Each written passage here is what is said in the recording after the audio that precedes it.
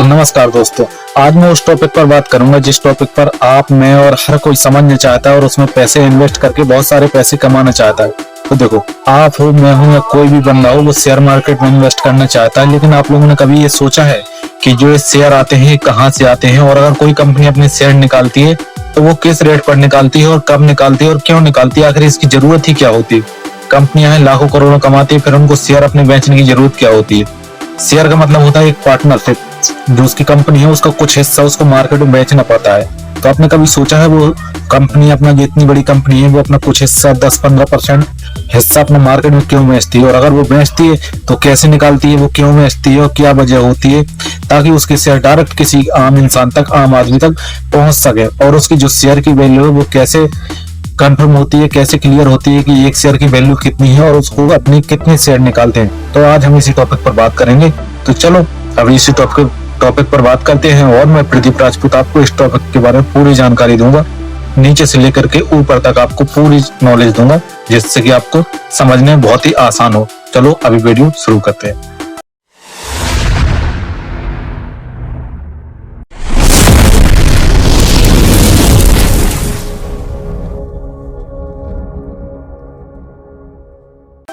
तो देखो, इसमें सबसे पहले कंपनी शेयर क्यों बेचती है। तो देखो, कंपनी अपने शेयर बेचने के लिए उसका सीधा साधा फंडा है कि कंपनी को इन्वेस्टमेंट चाहिए होता है, यानी कंपनी को फंड चाहिए होती है।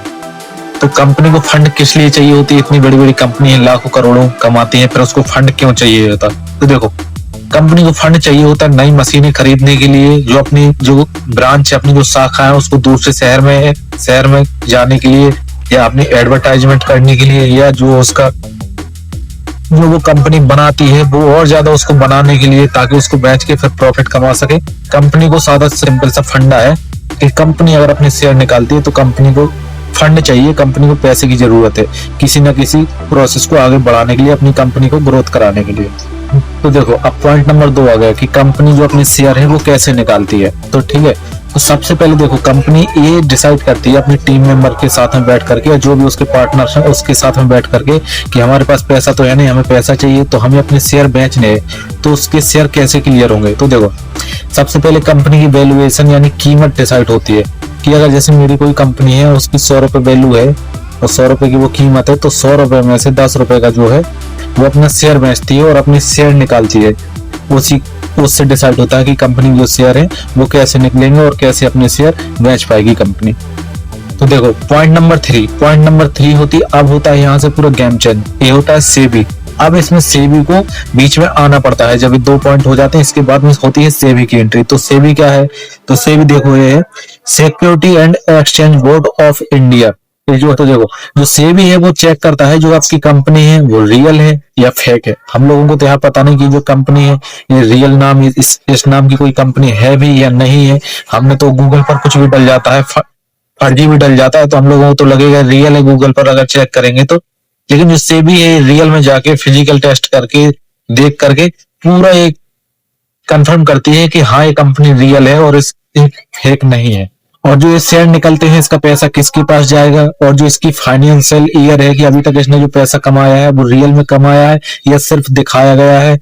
और जो अगर इससे आम इंसान को अगर नुकसान होता है तो सेबी इसको रिजेक्ट कर देती है और इसके शेयर अप्रूव नहीं करती है।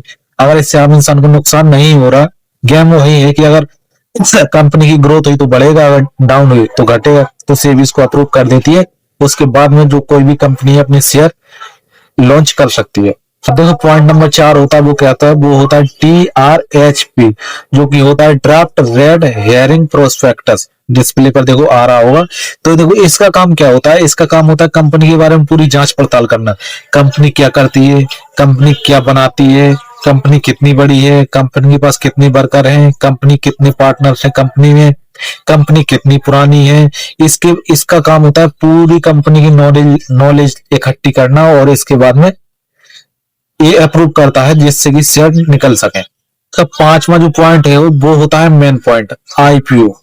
देखो, IPO क्या है, IPO अगर किसी भी कंपनी को अपने शेयर लॉन्च करने हैं, शेयर अपने निकालने हैं, तो वो IPO के थ्रू ही अपने शेयर निकाल सकती है। इसके बिना शेयर या कंपनी का कोई भी महत्व नहीं है। शेयर मार्केट में IPO के द्वारा ही शेयर जो है निकालते हैं।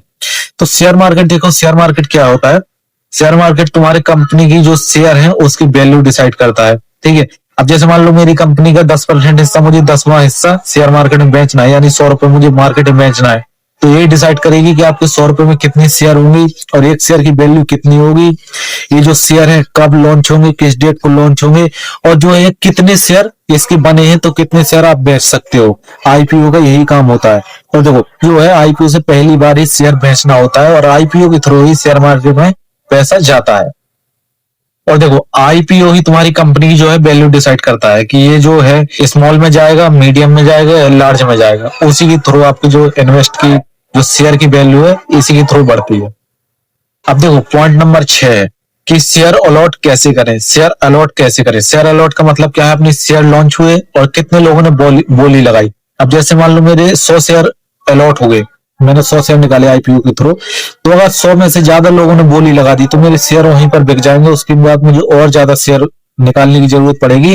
और अगर 100 में से नहीं मेरे शेयर बिके तो उसके बाद में जो मेरे शेयर बिके, एक एग्जाम्पल था समझो, जैसे मैंने 100 शेयर निकाले और 100 शेयर में से मेरे 50 शेयर अलॉटमेंट के टाइम ही बिक गए, जैसे ही मैंने उसको लॉन्च किया तुरंत बिक गए। तो उसके बाद मुझे मेरे जो 50 शेयर बचे वो रहेंगे तभी मैं चल पाऊंगा, नहीं तो मेरे जो 100 शेयर मेरे बिक गए वो वहीं खत्म हो जाएगा और वो आईपीओ से रिजेक्ट, आईपीओ से बंद हो जाएगा। जब मेरे पास कुछ बचा ही नहीं, सब कुछ बिक गया, तो वो बंद हो जाएगा। अगर मुझे चलना है तो उसके बाद मुझे अपने और शेयर लाने पड़ेंगे।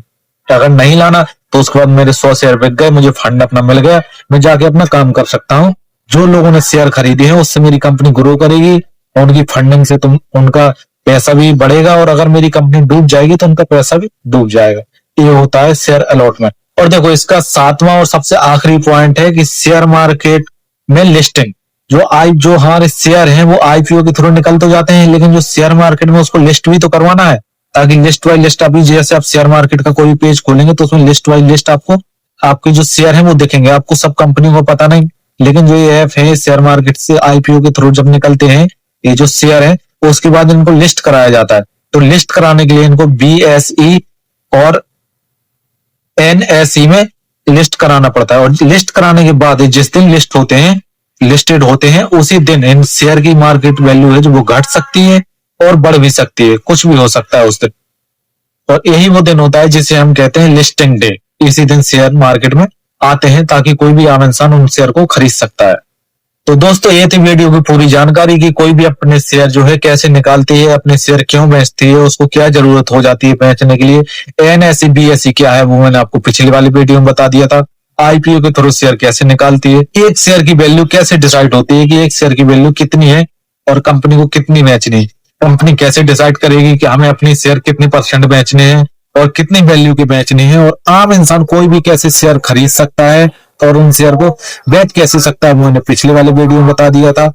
और कोई भी बंदा अगर किसी भी कंपनी के शेयर कैसे निकाल सकता है, किसी को भी अपनी शेयर निकालने हैं तो उसको क्या क्या करना पड़ेगा और उसको क्या क्या होता है शेयर मार्केट में जाने से पहले, तो ये मैंने आपको पूरा बता दिया। उम्मीद करता हूँ आप लोगों को इसमें से थोड़ा कुछ भी समझ में आया होगा।